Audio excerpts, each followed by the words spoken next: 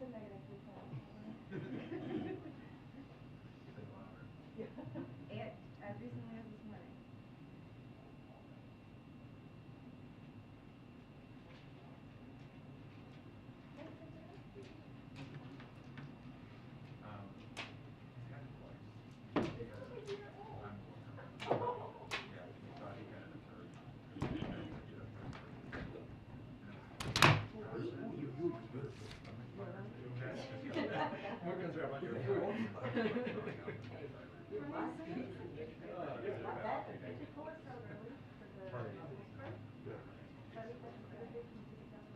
Oh, sure, yeah, absolutely. You cool today? How are you feeling?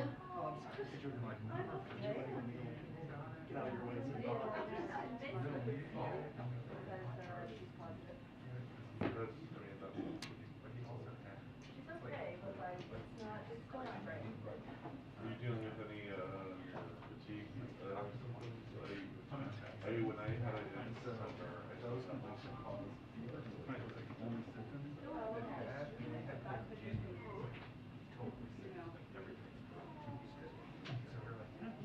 Well, I hope she gets better. I hope she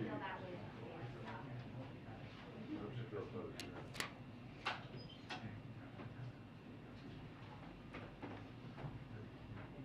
But no, she's not doing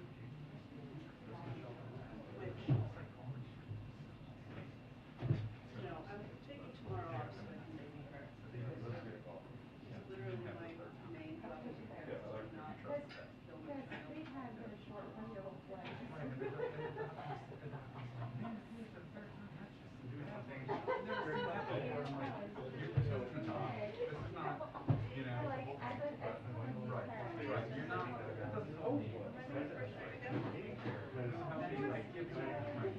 Father and my sister and my father down on a few days ago.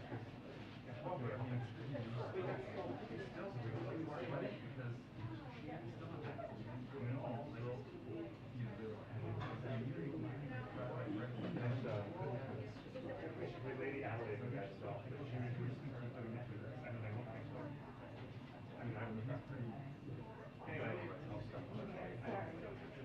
I don't all this is she donated.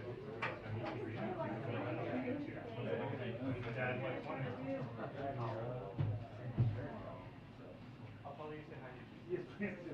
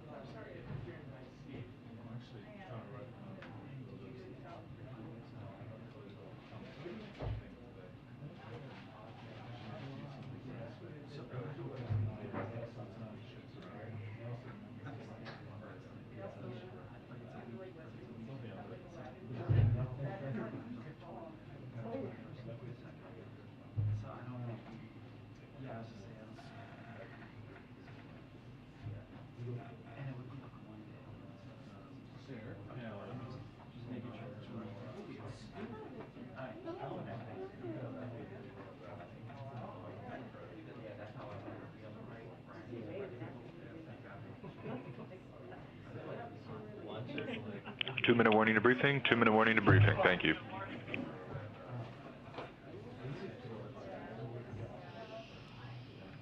So are you doing the briefing? I'll get That's them, right, get up you there, have to yeah, go up sure. there, yeah. Okay.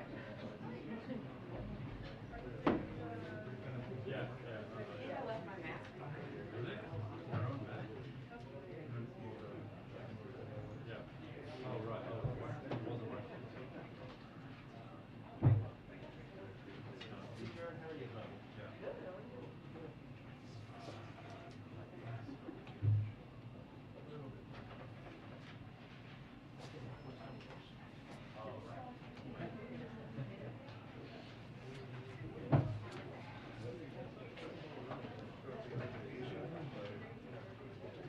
A lot of time next to you.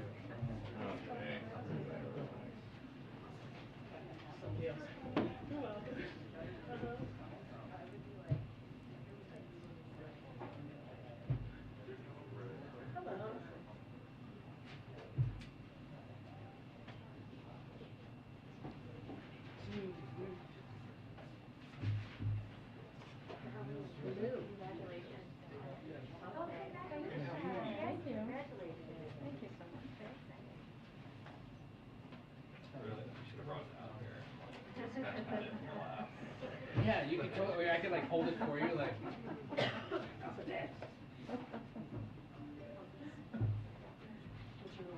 Janice, I wrote in my book. It's available on Amazon.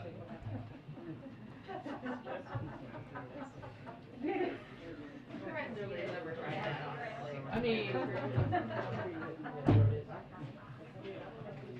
especially because you got the captive audience. You got the first question.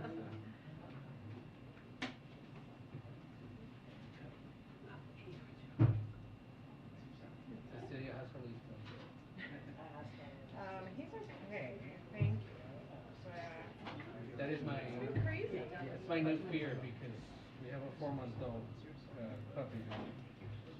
This dog was being walked by a teenager and the dog got off leash and just discharged. Yeah, I was my mom was holding him. My mom was traumatized. Yes,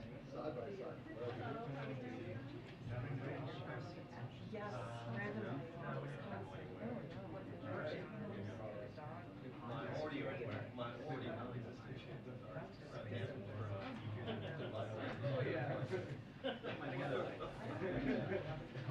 Bad dog ownership.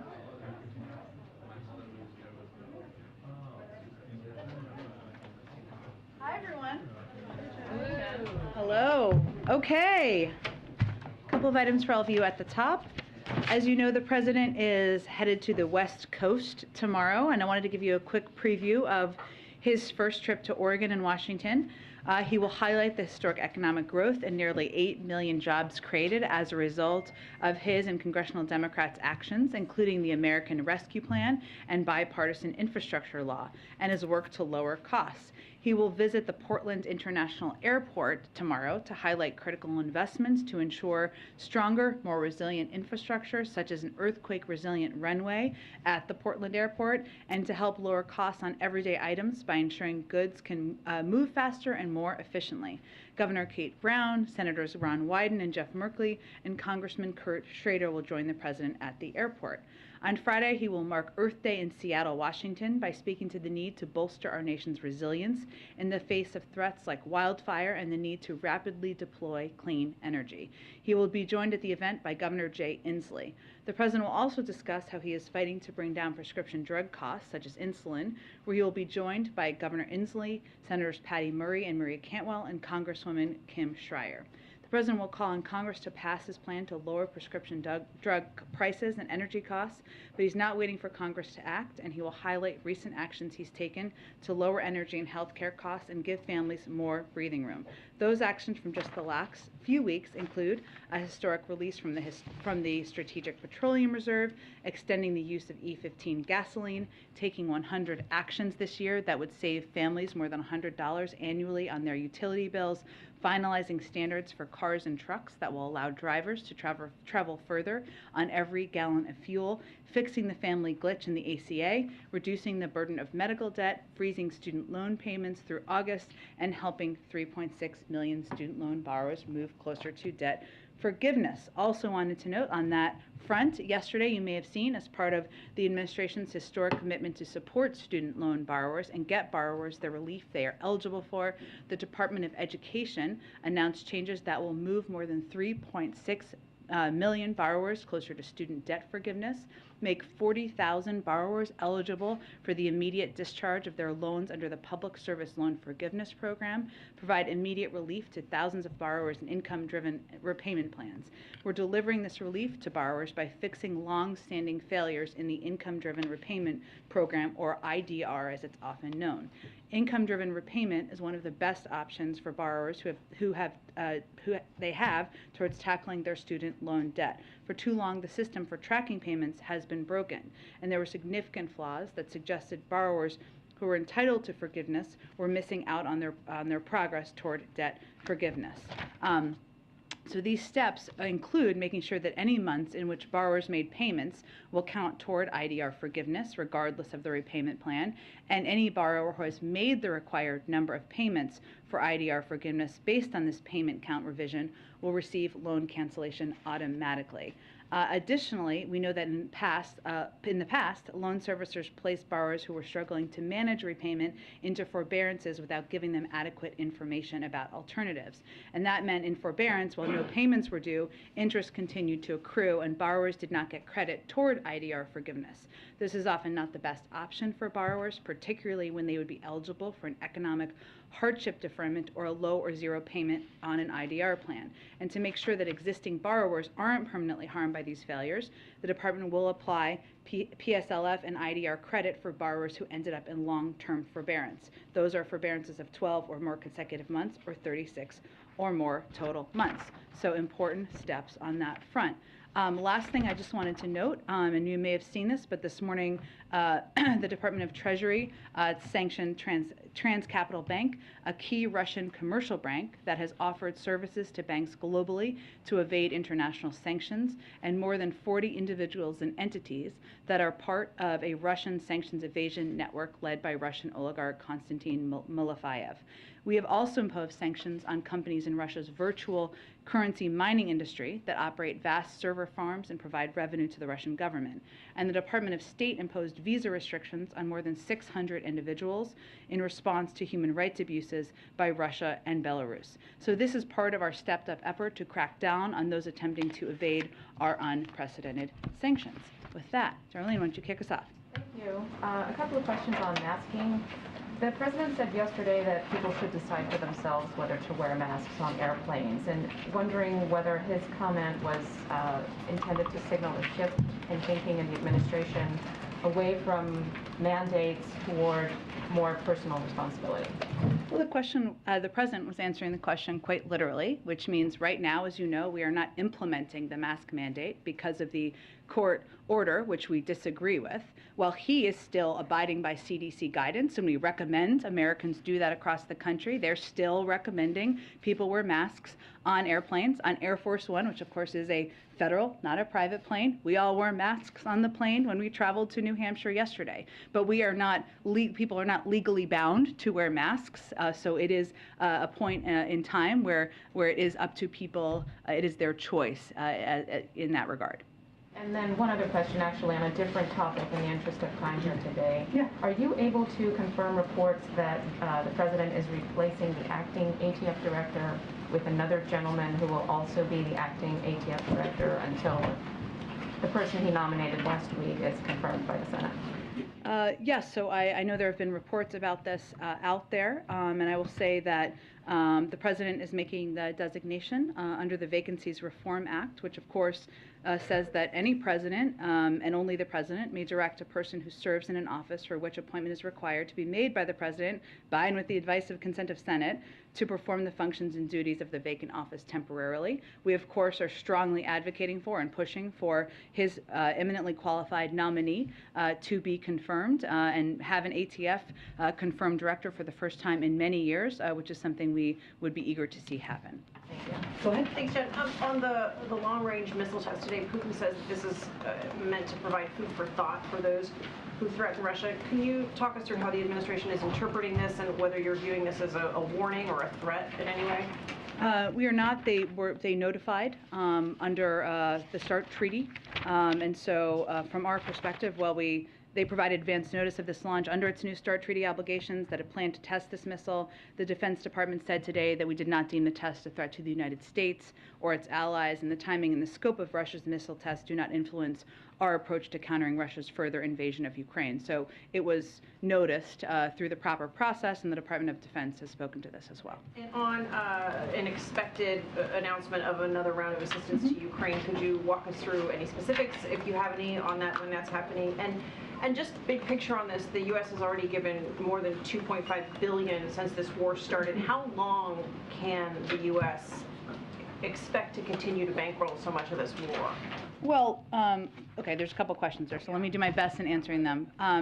First, we are working, of course, around the clock, as you know, to provide security assistance to Ukraine. And just to give you an example of how that assistance has flowed just in the last few days, and I think I gave an update the other day, but 5 flights with military assistance have arrived in the region over the last few days. More than half a dozen flights from the United States are scheduled to land in the region shortly with additional equipment. And as we look at providing this assistance, which I know I'll go back to the first part of your question, of course, but what we've tried to do, we made a strategic decision given we've seen Russia reposition their troops and their military to the eastern part of Ukraine to fight a different kind of war on the ground, which will be more,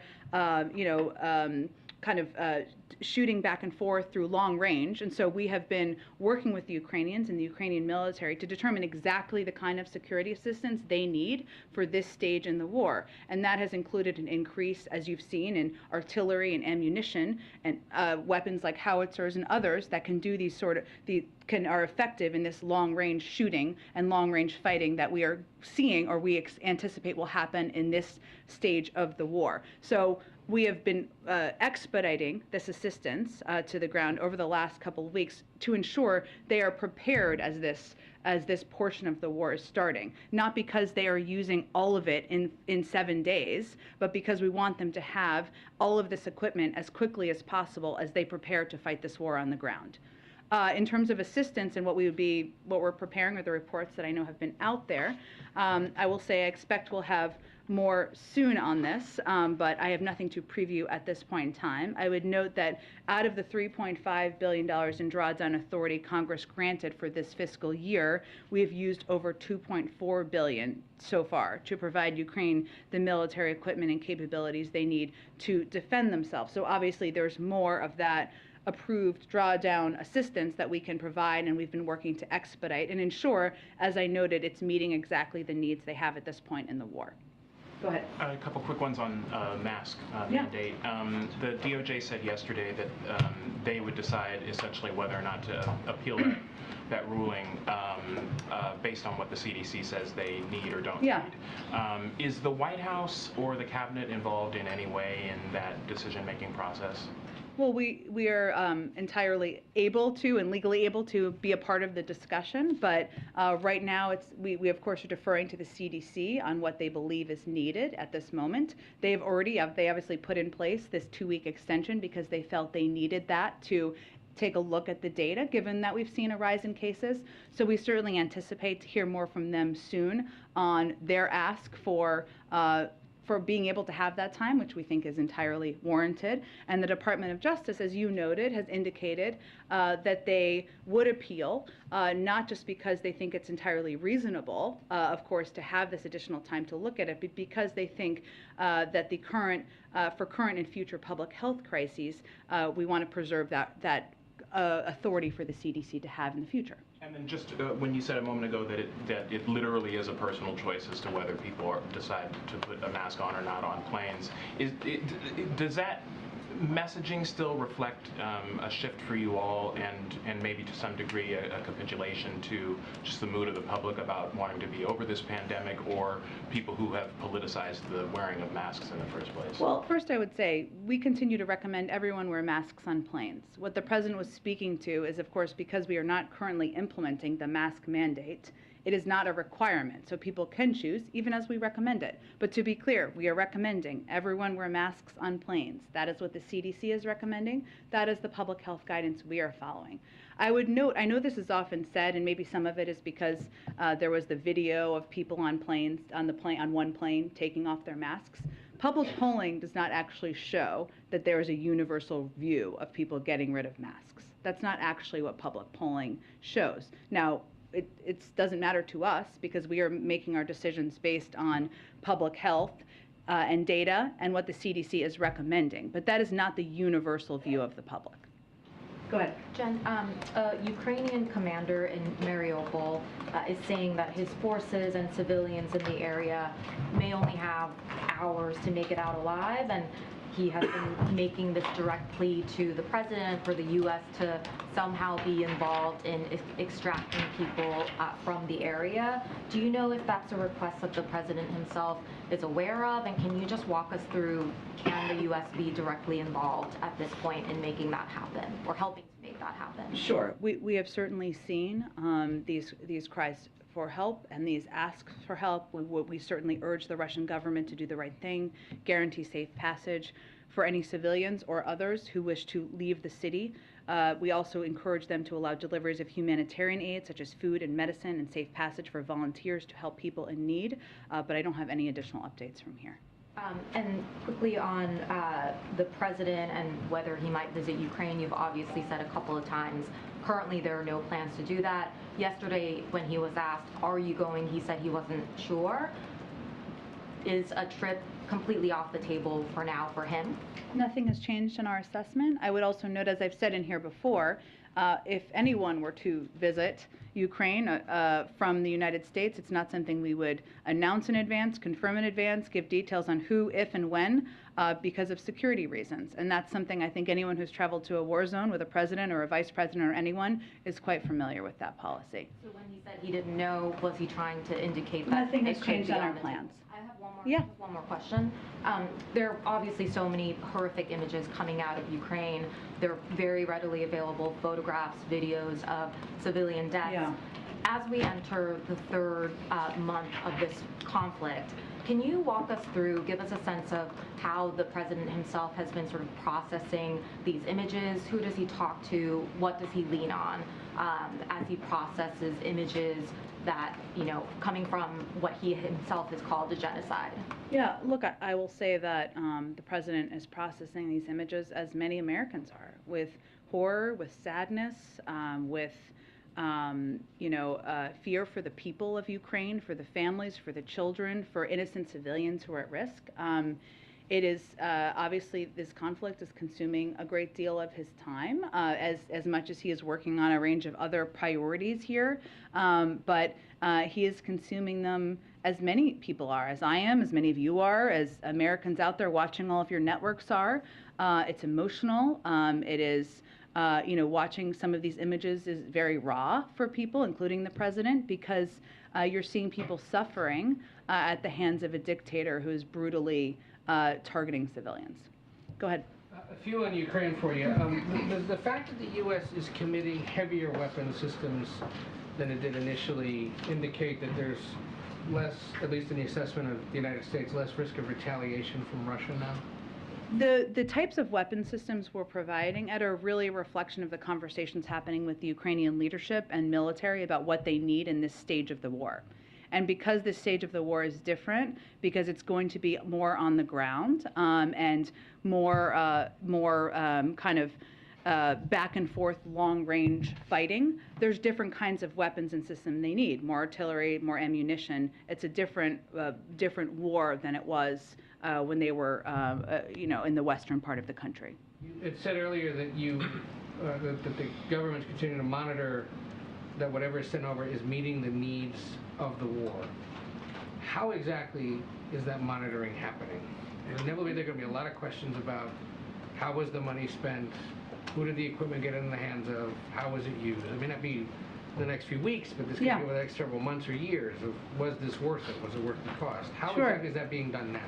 Well, look, I think that if you ask most Americans, if you ask members of Congress, if you ask most people in this country, what's important to do now is to equip and provide the type of support, assistance, including military equipment, to help them continue to fight and win in some cases, as they did in the Battle of Kyiv, this war. That is our focus. Obviously, we coordinate very closely with them, but we provide them the assistance to distribute amongst their military.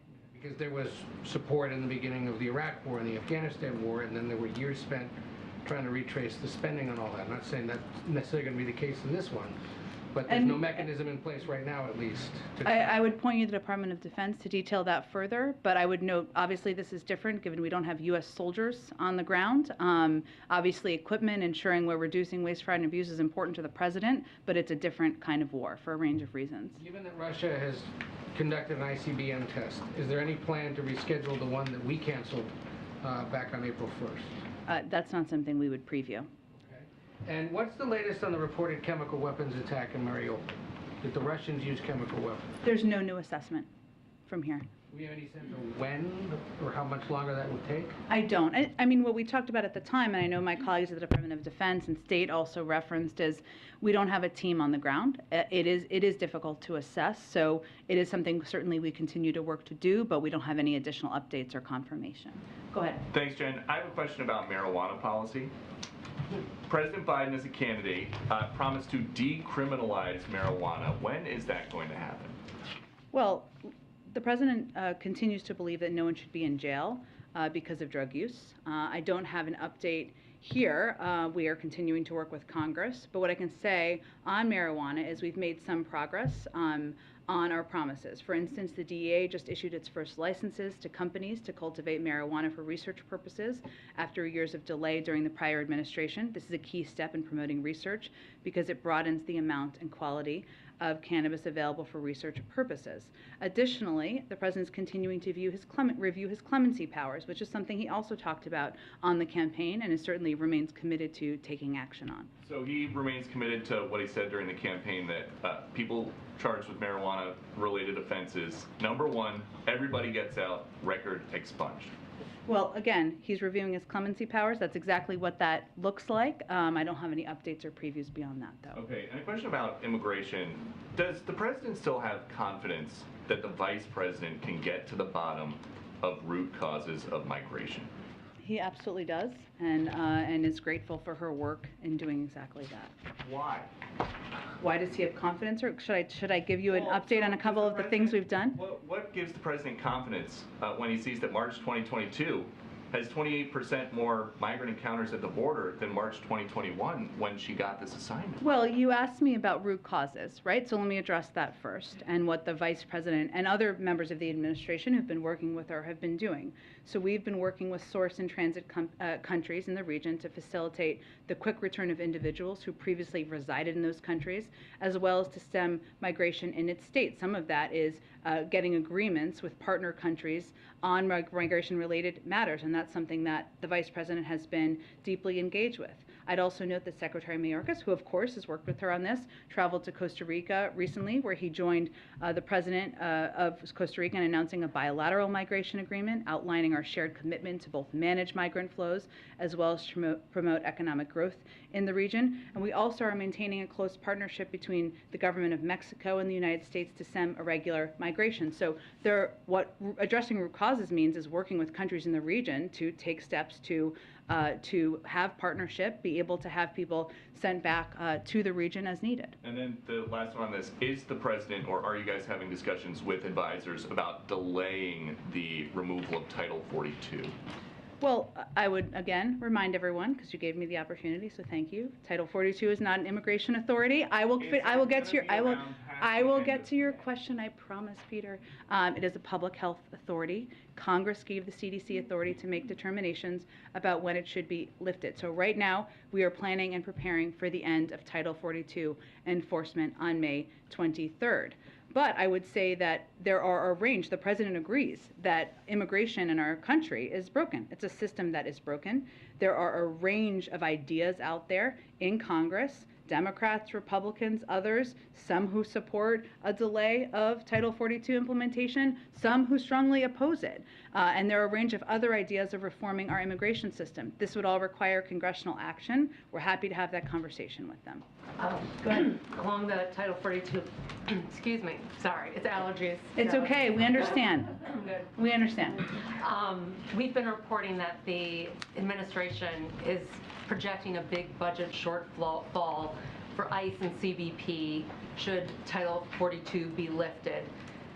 Is there a plan for how to get additional funding that's going to be needed to handle immigrants coming into the country? If that Title 42 is lifted, will you need funds for Congress? Can you divert funds from somewhere else? What's the thinking? So what DHS said last month is that they expect the current funding levels will not be sufficient to meet operational needs, but they have a number of options available to secure the resources required to implement our comprehensive strategy. This includes reprioritizing and reallocating existing funds, requesting additional support from other federal agencies if necessary, engaging with Congress on that discussion. And I would note that as a part of this, as we prepare for the implementation of the end of Title 42, there are a range of steps that we've been taking to prepare for that, including surging resources, deploying resources to address increased volumes. That includes moving officers, agents, DHS volunteer force, personnel to rapidly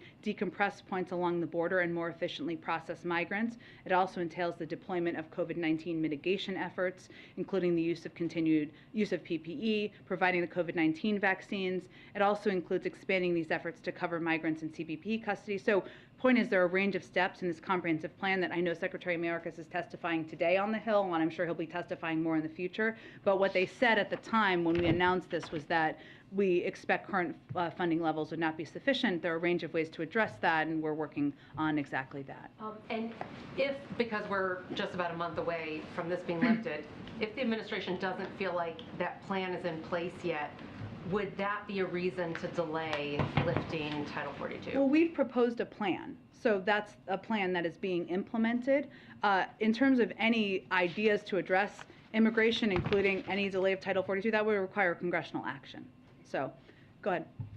More than 3,000 Ukrainians were processed along the southern border, people who had flown to Mexico to try to get into the U.S. That's a big leap over February. That number is expected to increase. Does the administration have any plans to announce a program that would make it easier for Ukrainians who already have family ties in the U.S. to be expedited into the U.S.? We are working, so we've obviously announced, the president has announced plans to accept 100,000 Ukrainians into the United States if they want to come, of course. We're working to finalize the details of that. Of course, right now, we are still, as you all know, as we've been talking about, implementing Title 42, no matter what country you are coming from, whether it's Ukraine or any other country in the world. Sure, but nothing, is there anything immediately in the works for a plan, a program similar to that? Well, no, the president announced a few weeks ago plans to welcome 100,000 Ukrainians, right? So it's just the details of how that program will work. I understand why you're asking. We just don't have the final details yet. But on supply chains, Yeah. millions of people in China are on lockdown. Experts are sounding the alarm for what that could mean for further crippling supply chains, which already are already under strain. Is the administration concerned? How concerned is the administration about what that could mean for Americans waiting for goods here in the U.S.? Is there anything that the U.S. can do to mitigate that? Sure. So this is a very fluid, and I think you're talking about the lockdown around Shanghai, right, and the impact. So it's a very fluid situation, obviously. There's some uncertainty surrounding the impacts of China's lockdown on our economy.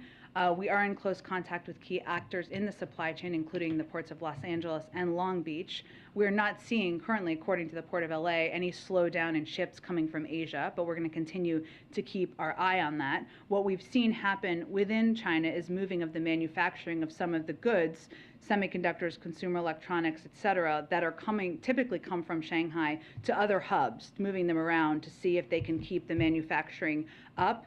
And they've also moved ports and moved around where the goods are going from in ports there, which may be why we haven't seen a reduction in goods coming from Asia. The last data in terms of Chinese exports we have is from March, because it's not yet the end of April, and that showed a 15% increase from last year, but we'll have to look at the April data when it comes out in May. Go ahead.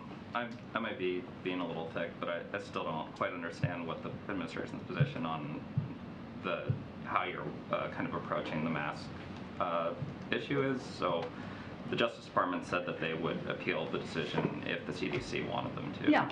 The CDC has said that they wanted masks. They still think masking is important and that they had that policy in place. So I don't understand why the Justice Department is not immediately appealing it, and especially seeking an emergency stay to potentially keep this in place while the CDC continues its sort of broader evaluation. Sure. Well, I don't even play a lawyer on TV, so I won't get too much into legal strategy. But what I will tell you is the CDC, obviously, as you noted, called for this extension because they wanted to look at more data. So I think we can all expect they're going to continue to want it. The Department of Justice is just waiting for that kind of final comment to take action and appealing. They said they would appeal. In terms of when they will appeal, I'll leave that to them to speak to. Why not a stay or an emergency appeal? They can speak to that, but what I would note, the objective here is of course to appeal the 15-day extension, but also to preserve the CDC authority over the long term, because as we've noted from here, we expect there to be ups and downs in the pandemic, and we certainly want the CDC to continue to have this authority. So, and I guess plain English, if the CDC determines at the end of that 15-day review period that they already had undergoing that they wouldn't continue the mask mandate, then the Justice Department will not pursue this appeal. I would expect you'll hear from the CDC very soon, and I don't think it's at the end of 15 days in terms of their expectation and ask for an appeal. On Title 42, you kind of floated congressional action out there, and this is pertinent because Title 42, I think, was a key part of in scuttling the negotiations over COVID money. And so what I'm trying to, I think, the question I'm curious in is if you're signaling a sort of willingness by the administration to negotiate over the lifting of Title 42 as part of trying to get that COVID package across the line, and if not, or if so, do you have any sort of update on the strategy there? Because you were certainly banging the drums about how important it was before Congress went away, and they're coming back soon. We're still banging the drums about the COVID money, I promise you. I was just making clear, because I think there's been some confusion about this, that, well, the CDC has the authority, right, to determine when when the conditions exist to lift Title 42. That was given to them by Congress. If Congress were to want to extend that, they need to take action. It's not a executive authority from the White House. So the president would be open to legislation that provided COVID funding, but also extended. We're not in any way there, so I wasn't going there. I was just conveying that, as you know, there are strong views on a range of immigration issues and proposals in Congress, right? I'm not telling something you don't know. There are some people who would like to see it extended. There are some people who definitely would not. And so I'm not making a prediction of the future, only conveying to you what authority would be required, what the process would require. Would the White House support the bill that Senator Sinema is bringing forth, which is working to extend Title 42 until there's a plan in place? Public health emergency. I don't have any prediction of that. The president has proposed, put forward, called for immigration reform, something he did on his first day in office. We're happy to have a range of conversations with members about a range of ideas, but I just wanted you to note what authority would be required, or how the process would work. Go ahead. Two things. South Korean media is reporting that President Biden will visit the country next month, May 20th through the 22nd. Can you confirm that? I don't have anything to confirm yet on the trip beyond what the president himself has already confirmed, but we will have more to say soon, I'm sure. All right. And on COVID aid, I'm wondering if the administration has sort of a drop-dead date by which Congress has to give them the additional funding. I know you've talked about, I think, the supply of monoclonal antibodies will run out in May, and the test capacity will ramp down by the end of June. So is June your deadline, or is it much earlier, or is it later if you can repurpose some of the existing money? I would say it's as soon as possible, because we have already had to take steps, right? Like ending our program for the uninsured, We haven't been able to make purchases that we would normally purchase to get ahead. I mean, even on monoclonal antibodies or some of these treatments, some of them take months to make. So it already puts us behind where we need to be and want to be in planning. So we don't have a long-term deadline, nor would I punt that out. We want to do it as quickly as possible when they return. Go ahead. Thanks, Jim. Several senators, Democrats and Republican, have called on the president to appoint a coordinator or a czar, if you will, to oversee the transfer of military equipment from the U.S. to Ukraine. What does the administration think of this idea? Do you think it's needed, and is it something that's even being considered? I don't have any personnel updates. Obviously, ensuring that it is, and this kind of goes back to Ed's earlier question, that it is done effectively, efficiently, quickly, is a priority for the president. But I don't have any personnel previews or updates at this point in time. Go ahead. Jim, two questions. I wanted to ask you about the concept of athletic boycotts to deal with Russia, and if this is something that the administration supports. I actually saw some of the news that Wimbledon decided to ban athletes from Russia and Belarus from competing in the tournament, and I'm just curious if the administration believes the athletic boycotts are a good tactic to use. We've seen 600, if not more, companies, private sector companies, pull out voluntarily, I think, their investments in Russia. I don't think we have a policy specifically on athletic events at this point in time. I'm happy to check. And then also, there were reports that Treasury Secretary Janet Yellen and some other U.S. officials walked out of G20 meetings when Russian officials began speaking. Could you just explain a little bit more about why they took that move, and is it a move that we could anticipate President Biden making himself? Well, the president and Secretary Yellen have both said that we can't have business as usual at the G20 or in a lot of these international forums as it relates to Russia. And she and the Treasury team made clear that she was planning to participate in some and not other meetings, which certainly is something we support. The president also has conveyed he doesn't believe that they should be that Russia should be a part of the G20. That's now 6 months away in terms of his participation. So I can't make a prediction of what actions he may or may not take, but certainly we support her steps, and it's an indication of the fact that President Putin and Russia has become a pariah on the global stage. Go ahead. Thank you, Jen. Just today, Russia issued another warning about consequences of Finland and Sweden joining NATO. Do you have a response? Well, the decision of any country to join NATO is up to that country and NATO to make a determination about, and certainly that's the case here. We strongly support NATO's open door policy, and I'm not going to indulge Russia's saber rattling. Go ahead. Thank you, Jen. Just to zoom out a bit on the Ukraine aid and the policy towards this war. The President of the European Council, Charles Michel, was there today in Kyiv, and he said, quote, which was unusually clear, I thought, said, "You are not alone, we are with you, and we'll do everything which is possible to support you and to make sure that Ukraine will win the war." Is it the policy of the United States that Russia should not only lose, but be seen to lose this war? Is that like a strategic goal? I think we've been pretty clear that we're going to do everything possible to make sure President Putin and Russia recognize this is a strategic loss, that the president is a pariah on the global stage. Now, when you have a country that has lost as many people as Ukraine has, millions of people have been left homeless, I don't know if that feels like a win to them, but I think it's also true that the Ukrainians have clearly won the Battle of Kyiv. They have surpassed the expectations of the world in terms of their ability to fight back against Russia.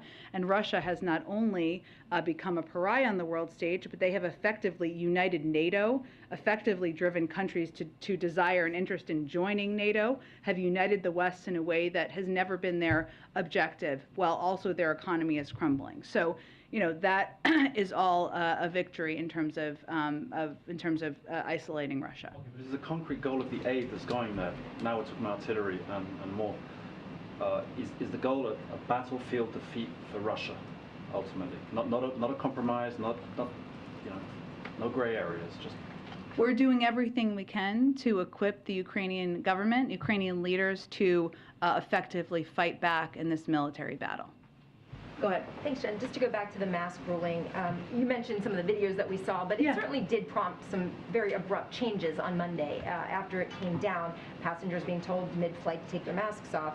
Can you share more about what the president's personal reaction was to the decision, to how it came down, and what unfolded over those couple of hours and the stories we're hearing about some of those flights? I'm not sure we have a story here about some of those flights. That we're hearing now about parents talking about being on a flight with their kids and then being concerned because they were mid-flight. But just what was his reaction to the decision and what happened then over the next couple of hours on Monday? Well, we obviously didn't expect the decision because we wouldn't have known in advance how a court would act. And we disagreed with the decision immediately. So the immediate steps were to determine what power we had to respond to that. Obviously, that came in the form of the Department of Justice, came in the form of the CDC acting and putting out the statements that they did. But we also don't take photos of flights as data about how the country reacts to issues, as whether they're ripping off their masks or not. I mean, our focus here was seeing what power we had to preserve what we felt was in the public health interest of the country. The president's COVID advisors concerned that there could be an increase in cases, a spike in cases in the coming weeks because specifically the mask mandate being lifted. Well, I'm not going to make a projection of that because I'm not a doctor, and certainly I can check with our health team and see if they have any predictions of that. Obviously, they wanted more time because they've seen rising cases, and they feel it is in our interest to preserve the mask mandate, even for that short period of time, or have the authority moving forward in case cases go up, and we needed to take that step in the future. But I don't have a prediction of rising cases. I would point you to the CDC or other health officials. Go ahead.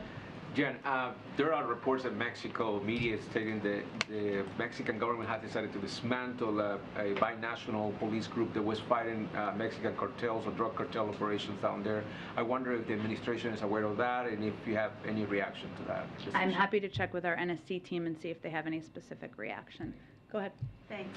First of all, on Israel, does the administration have a reaction to the recent deadly clashes in Israel with Palestinians? Does it change your stance on the Abraham Accord, or do you have a different view now on how to achieve peace in that region?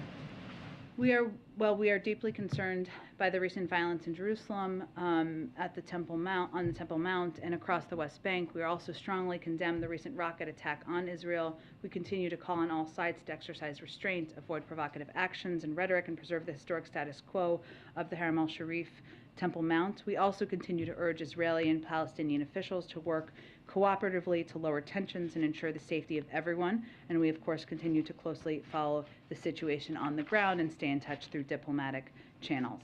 Does it change your stance on the Abraham Accords, or? There is no change on our stance.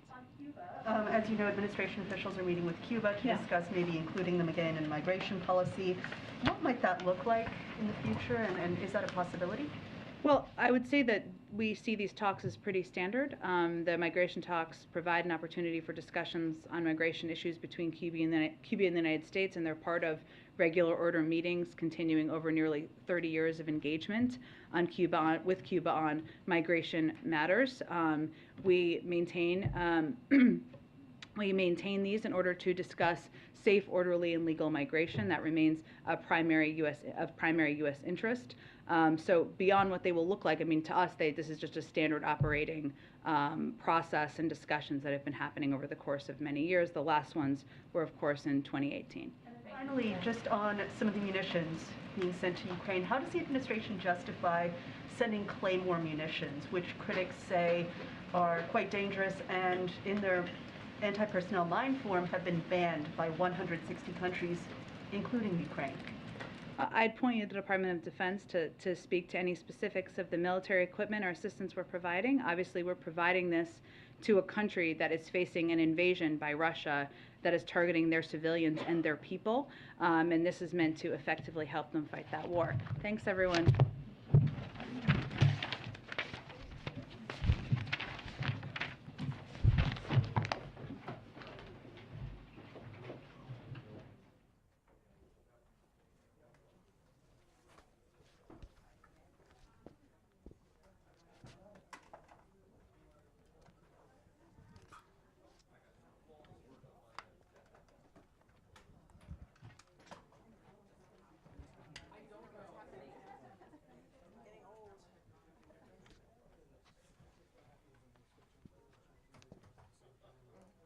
Nobody tells them that